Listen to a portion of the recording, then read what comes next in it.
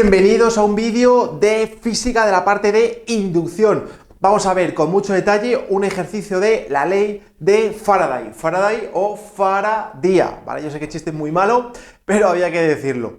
Y bien, estos son unos ejercicios que al principio parecen un poco raros por las fórmulas y porque también hay que saber derivar, pero siempre siguen la misma estructura. Es decir, el primer paso es calcular el flujo magnético y ese flujo magnético va a tener una variable que va a depender del tiempo, que suele ser o el campo magnético o la superficie o el ángulo que forman el vector superficie con el vector campo magnético.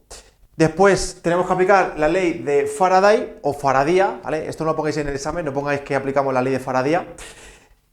Aplicamos la ley de Faraday-Lenz, que básicamente es una fórmula en la cual hay que saber derivar.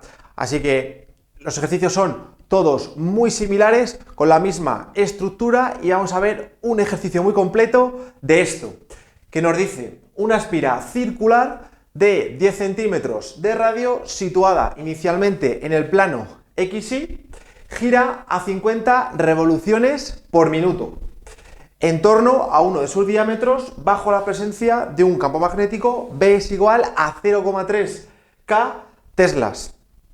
Calcula, apartado A, el flujo magnético para un tiempo de 2 segundos y apartado B, la fuerza electromotriz inducida en función del tiempo.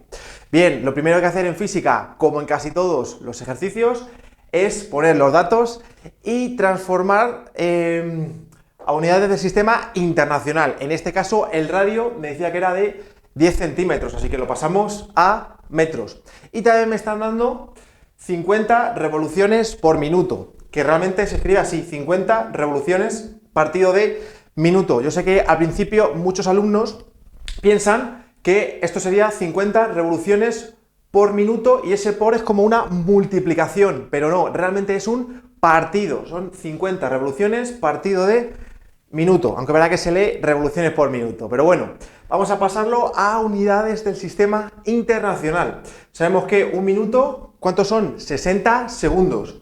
Y una revolución, ya sabéis que una revolución pues es lo que va a ocurrir con la nota de vuestro examen después de este vídeo, porque vais a revolucionar vuestros conocimientos sobre Faraday y vais a sacar notaza. Pero bueno, una revolución en este caso es una vuelta. ¿Y una vuelta cuántos grados tiene? 360, pero como la unidad en física en el sistema internacional serían los radianes, pues una vuelta son 2pi radianes.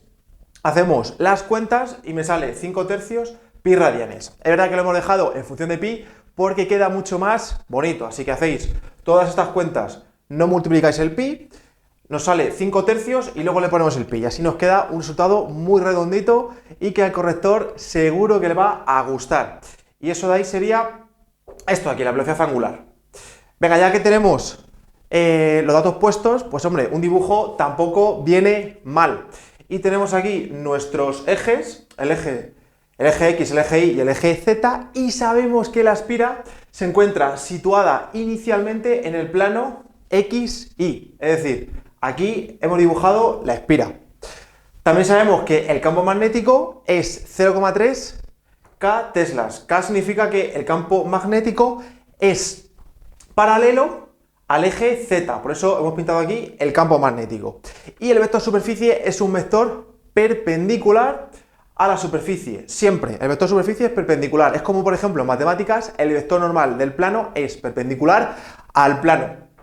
Así que lo pintamos perpendicular, así que inicialmente el vector superficie y el vector campo magnético forman un ángulo de 0 grados, pero eso es inicialmente, porque luego esto empieza a girar, como te dice aquí, en torno a uno de sus diámetros. Bueno, pues ahora, ¿qué tenemos que hacer? Pues en el apartado A me piden el flujo. Ya sabéis que el flujo sería el número de espiras, que en este caso solamente tenemos una espira. Te lo dice aquí. Si tuviésemos, por ejemplo, 100 espiras, pues esta n valdría 100. ¿Vale? Así que en este caso n vale 1. Luego, el campo magnético, en este caso, el campo magnético es un campo que es constante. Podría ser también un campo variable, pero bueno, en este caso es constante, así que nada. El campo magnético es 0,3. Luego, S es la superficie de La espira, que también podría ser variable, pero en este caso no lo es. La superficie, al ser un círculo, pues es pi r cuadrado, que por supuesto hay que saberse cuál es el área del círculo en matemáticas, ¿vale? Así que la superficie de esta espira sería pi por r al cuadrado. Y en este caso, el ángulo que forma el vector campo magnético con el vector superficie es un vector, o mejor dicho, es un ángulo que varía en función del tiempo porque la espira está girando. Es decir, este valor alfa sería igual al alfa sub 0 más la velocidad angular con la que gira por el tiempo, que realmente es una ecuación que se ha visto en el movimiento circular. Es verdad que inicialmente pues valdría 0, porque el ángulo que forman estos dos vectores en el instante inicial vale 0, pero en otro instante sí verá que va a tener algún valor. Bueno, entonces vamos a poner aquí todos los datos, como hemos dicho, n vale 1, el campo magnético vale 0,3, la superficie es pi por el radio que hemos dicho que valía 0,1 y lo elevamos al cuadrado, por el coseno de alfa sub 0, que en este caso vale 0, más la velocidad angular, que aquí vale 5 tercios de pi radianes, y luego por el tiempo. Así que ya tenemos toda la expresión y simplemente me queda agrupar los datos. Así que el flujo, ya que hemos puesto en función del tiempo, porque quedamos bien al decir que este flujo no es un número, sino que va a depender del tiempo. Entonces, agrupamos toda esta parte de aquí y me sale 3 por 10 a la menos 3 pi. Y eso lo multiplicamos por el coseno de esto de aquí, ¿de acuerdo? O sea, de 5 tercios pi t. ¿Y qué unidades tiene el flujo? Pues tiene unidades de Weber. Por supuesto, no hay que confundir con el flujo que se ve en la parte del teorema de Gauss. En ese caso, el flujo no está en Weber, tiene otras unidades. Pero bueno, el flujo magnético sí que se mide en Weber. Y como el ejercicio me pedía que calculase el flujo para t igual a 2 segundos, pues es simplemente sustituir la t por el 2. Y muy importante, súper importante, que aquí la calculadora tiene que estar sí o sí en radianes. ¿Vale? Muy importante la calculadora en radianes. Y hacemos las cuentas y me sale este resultado de aquí. Sería menos 0,0015 pi Webers. Y ya tenemos listo el apartado A. Vamos con el apartado B, que me pide la fuerza electromotriz inducida en función del tiempo. Así que ni siquiera me piden calcular la fuerza electromotriz para t igual a un tiempo determinado. Simplemente es la expresión. Vale, pues aplicamos la ley de Faraday-Lenz, que sería esta de aquí, que es que la fuerza electromotriz es menos la derivada del flujo con respecto al tiempo. Este menos realmente es debido a la ley de Lenz, porque la corriente inducida se opone a la variación del flujo. Pero bueno, el caso es que aplicamos esta fórmula. ¿Y qué es lo más importante de aquí? Pues saber derivar. O sea, si sabemos derivar, es sencillo.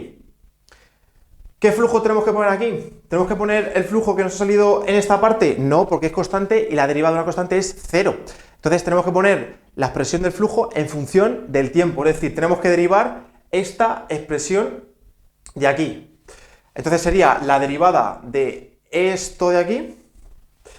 Y en este caso tenemos una derivada de una multiplicación. Es decir, esto de aquí sería el primer término y esto sería el segundo. Así que si recordáis de matemáticas, la derivada de la multiplicación sería la derivada del primero, que es 0, por este sin derivar, más este sin derivar, que sería esto, aunque verdad que este menos es este menos, por la derivada del coseno, que sería el menos seno, que sería esto, por la derivada de esto de aquí. Como estamos derivando respecto al tiempo, pues sería 5pi tercios. ¿De acuerdo? Así que simplemente en esta parte hay que saber derivar en función del tiempo. Pero lo más importante es saber derivar, en definitiva. Y nada, ya simplemente es agrupar todos los datos, menos por menos sería más, y agrupamos estos datos de aquí. ¿Vale? O sea, aquí el 3 con el 3 se me va. Me daría 5 por 10 a la menos 3, pi por pi es pi cuadrado, seno de 5 tercios de pi t, y por supuesto las unidades de la fuerza electromotriz serían los voltios. Así que esta de aquí sería la expresión de la fuerza electromotriz, que por supuesto Hemos puesto aquí en función del tiempo porque no nos pide que lo calculemos para un determinado instante. Que me lo pide calcular, me pide calcular la fuerza electromotriz para t igual a 5 segundos. Pues nada, muy sencillo. Ponemos aquí, en lugar del tiempo, 5 y lo calculamos. Pero por supuesto con la calculadora en radianes. Así que ya habéis visto que estos ejercicios no son tan difíciles, siempre siguen la misma estructura, así que darle mucha caña porque seguro que con esto sacaréis una super notaza y podréis llegar a un pedazo de 10.